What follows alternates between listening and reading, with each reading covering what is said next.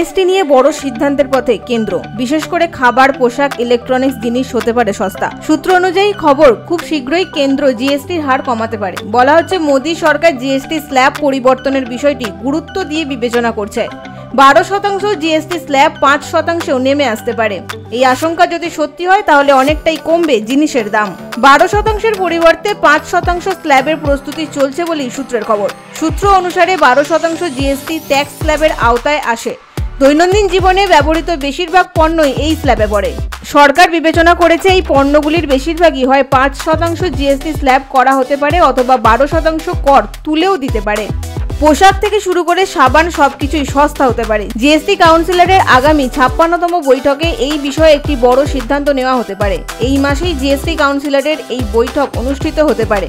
সরকার যদি এই সিদ্ধান্ত নেয় তাহলে জুতো, চপ্পল, মিষ্টি, পোশাক, সাবান, টুথপেস্ট এবং দুগ্ধজাত পণ্য সহ নিত্য প্রয়োজনীয় জিনিসের দাম অনেকটাই কমবে বলে আশা করা হচ্ছে।